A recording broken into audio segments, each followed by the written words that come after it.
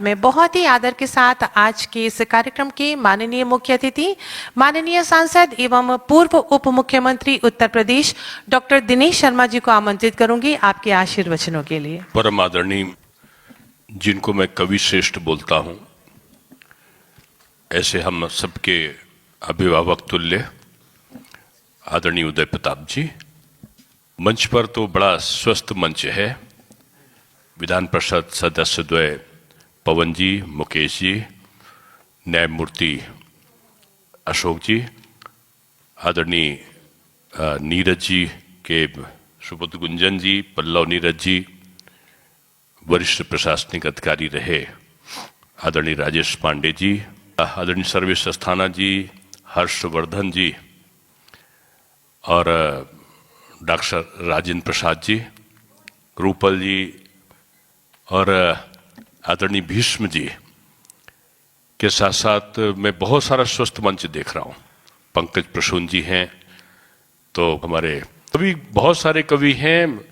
मैं तो आदरणीय सक्सेना जी को, विष्णु जी से लेकर सभी सम्मानित कविगण, हरिओम जी एक अच्छे गीतकार, एक अखिलेश जी एक अच्छे लेखक और कवि, लखनऊ के जिलाधिकारी आदरणीय गंगवार जी, आदित्य जी और सभी उपस्थित महानुभाव। नीरज जी के कार्यक्रम में आना अपने आप में एक सौभाग्य है।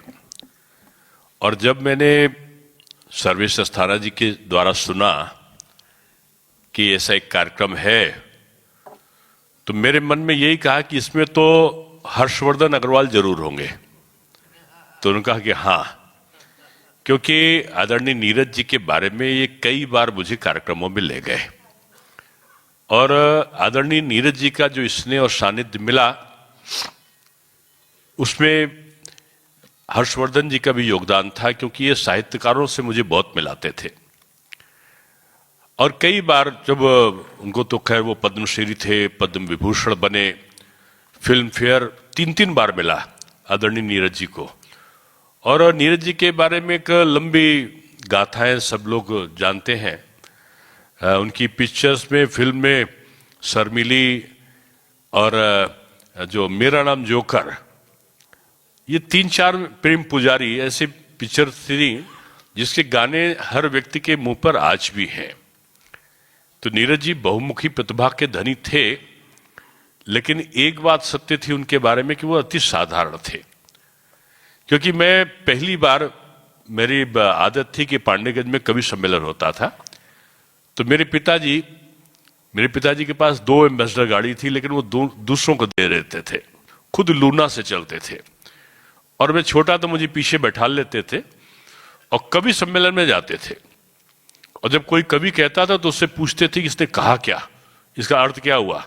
तो हम लोग बात किया करते थे नीचे बैठ के। लेकिन आदरणीय उन्होंने कहा कि चुप रहना, आज कुछ मत बताना। मैंने कहा क्यों? कहने गोपाल दास नीरज आने वाले। वहां तक तो ठीक था, मैं समझा छोटा था, लूना में पीछे बैठ कर गया था। तो हमने कहा बहुत, जैसे कवि के बारे में आजकल भी होता है ना कि एकदम बड़ा सा मंच होता है, एक प्रतिभा दूसरी भी होती है, वायुमंडल बदला है समय के अनुसार, तो कवि का स्वरूप बदला है और कवि का हाव भाव, रहन सहन, इन सब में परिवर्तन आया है। भाषा में भी थोड़ा बहुत परिवर्तन आया, अच्छा भी आया, खराब भी आया। लेकिन उस समय नीरज जी के बारे में मेरा था कि कवि बहुत बड़े आए तो बहुत बड़ा आवरण होगा, लेकिन बगैर प्रेस किए हुए पैजामा और जो दुपट्टा टाइप का पहने थे वो अंगोछा था। और जब उनके बगैर मुसली हुई बाहें मैंने देखी कुर्ते की, तो मुझे लगा कोई साधारण व्यक्ति आया। हम पिताजी को बउआ बोलते थे। मैं कहा बउआ ये बड़े आदमी तो नहीं है, आप कह रहे थे बड़े आदमी आ गए। चुप, ऐसा नहीं बोलते। और पूरा रात, जब आखिर में उनका नंबर 4 बजे सुबह आया, हम लोग वहीं बैठे रहे। 4 बजे सुना तो मैंने उनकी चीजों को, हम पिताजी ने बोला था नोट करके ले जाना। मैं नोट करके घर गया, उसको गुनगुनाता रहा। आज भी मुझे याद है कि वो एक चीज बोला करते थे। वो बाद में भी उन्होंने कई बार उसको कहा, इतने बदनाम हुए हम तो इस जमाने में लगेगी आपको सदियां हमें भुलाने में। ये जब वो गुनगुनाने के पहले उन्होंने पूरा एक लय तारतम्य उन्होंने बनाया और गाया, पूरा वातावरण शांत, जैसे लग रहा था कि चुने हुए लोग किसी ऐसे वातावरण में हैं जो वातावरण गुंजायमान था लेकिन शांत था। आदरणीय नीरज जी की प्रतिभा को मैंने फिर बहुत पास से देखा। एक बार मैं माननीय अटल, बाद में मैं बड़ा हुआ राजनीति के, मैं प्रोफेसर था लखनऊ यूनिवर्सिटी का, लेकिन राजनीति के कई मुहाने पर जाने का और रहने का अवसर मुझे मिला। आदरणीय अटल जी के 5 चुनाव में मैं रहा और अंतिम चुनाव में तो सारे कुछ गतिविधियों से मैं बड़े निकट से संबद्ध रहा। एक दिन अचानक उनके पीए का फोन आया मेरे पास। उन्होंने कहा, देखो नेतागिरी मत करना डॉक्टर साहब, सीधे चुपचाप आना, फलानी जगह पर नीरज जी हैं, उनको लेकर इस स्थान पर आ जाना और किसी से मत बताना और अकेले आना। मैं समझा होगा क्या। मैं लेकर आदरणीय नीरज जी को एक हजरतगंज के पीछे गोखले मार्ग के पास में एक मकान था, वहां पर लेकर मैं गया। बिल्कुल सन्नाटा था, एक भी कुछ गाड़ी कुछ नहीं। दरवाजा खटखटाया तो उनके निजी सचिव महोदय मिले और एक शर्मा जी आदरणीय अटल जी का कुछ लेख लिखा करते थे या कविता बोलते थे, उसको कोई अच्छी बोलता था उसको नोट करते थे, वो थे। और माननीय अटल जी बैठे थे। और जब मैं नीरज जी को लेकर गया तो अटल जी एकदम जैसे कोई का गर्मजोशी से स्वागत करता है। गर्मजोशी से स्वागत करने के बाद बोले, नीरज जी पहले आप कुछ खाएंगे? नीरज जी ने कहा, खाने का मन तो नहीं है, पिएंगे? तो उन्होंने कहा, जो भी करेंगे साथ साथ करेंगे। चाय आई, थोड़ा सा नाश्ता आया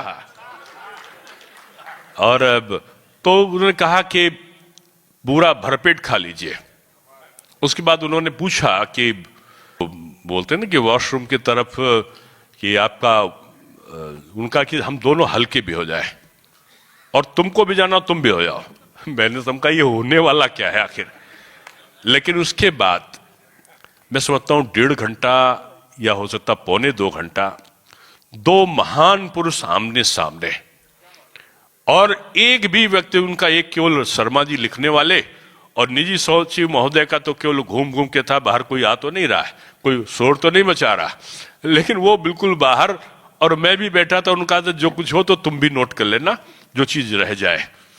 और एक चीज अटल जी बोलते थे, विषय रखे जाते थे, 15-20 विषय थे और उसपे उसी समय कविता बनती थी। एक कविता अटल जी कहते थे तो नीरज जी गुनगुनाते थे, धीरे गुनगुनाते गुनगुनाते फिर लय पकड़ती थी और लय इतनी जोर से होती थी कि उसके साथ ही अटल जी भी अगली लाइन को गाने लगते थे। एक क्रम 2 आशु कवियों का महामिलन मैंने अपनी यही आंखों ने मेरी देखा। तो मुझसे लोग पूछते हैं कि अभी एक इंटरव्यू में मुझे पॉडकास्ट जो आता उसमें मुझसे परसों नरसों कोई पूछ रहा था, आपके जीवन की सबसे बड़ी उपलब्धि क्या? आपने बड़े सारे पद पाए, आपको आत्मसंतुष्टि कहां मिली? तो मैंने उनको यही कहा कि 2 महापुरुषों का जिनकी शताब्दी साथ साथ मनाई जा रही है, उन 2 सदपुरुषों के साथ में 1.25 घंटा अकेले में बैठकर उनके वचनों का श्रवण करना और उनको लिपिबद्ध करने का सौभाग्य मुझे मिला है। इससे बड़ा सौभाग्य शायद किसी को नहीं मिल सकता। अटल जी देश के प्रधानमंत्री बने और मैं समझता हूं कि कवियों के प्रधानमंत्री कोई थे तो आदरणीय गोपाल दास नीरज थे। और ये आज मैं आपके मंच पे कह रहा हूं और इनके मुंह पे नहीं कहना चाहिए था। हमारे आदरणीय भीष्म पितामह हैं कवि के उदय दादाजी, इनके साथ बैठने का जो मुझे कई अवसरों पर सौभाग्य मिला है। आज कोई मुझसे कभी पूछेगा तो मैं यही कहूंगा कि मैं आदरणीय उदय जी के साथ मंच पर बैठा हूं, ये मेरा सौभाग्य है। तो लखनऊ में कहता हूं कि तमाम उपलब्धियों के लिए जाना जाएगा, लेकिन काव्य संरचना का जो भाव है वही इस लखनऊ की साहित्य संगीत कला विहीना साक्षात पशु पक्षी विसाड़हीना कि साहित्य संगीत कला के बगैर व्यक्ति बगैर पूछ के पशुओं के समान है जो कहा जाता है, तो मैं कहूंगा कि इसको मनुष्य बनाने का काम कवियों ने किया है। और उन चंद कवियों का नाम लिया जाएगा तो उसमें आदरणीय नीरज जी आएंगे। नीरज जी का चौराहा जैसे उनका मृत्यु हुआ तो आदरणीय हर्षवर्धन जी, सर्वेश जी तो उनके चहेते हैं। ये लोग मेरे पास में आए तो वो चौराहा जो गोमती नगर का है, गोपाल दास नीरज चौक बनाने का सौभाग्य मुझे मिला। उसके बाद तमाम कार्यक्रम हम लोगों ने साथ साथ उनकी स्मृति में किया। कुछ लोग आए, कुछ लोग नहीं आए, लेकिन हम लोग का वो निरंतरता का भाव रहा और आज भी मुझे आने का सौभाग्य मिला। हर्षवर्धन जी, आपको मैं शुभकामना इसलिए देता हूँ, रूपल जी आप दोनों को, कि आपने कई कवियों को प्रोत्साहित करने का काम किया।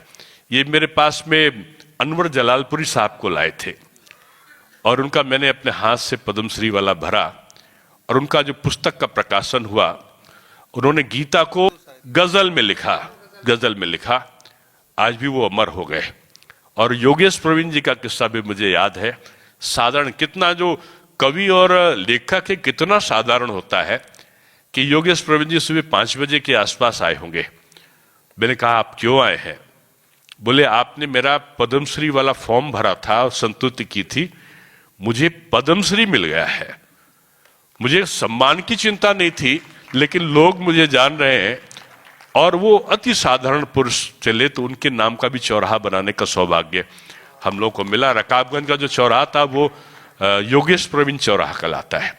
और अनवर जलालपुरी का जो मान सम्मान था, मैं समझता हूँ कि उनके नाम पर भी एक सड़क हो, ऐसा मैं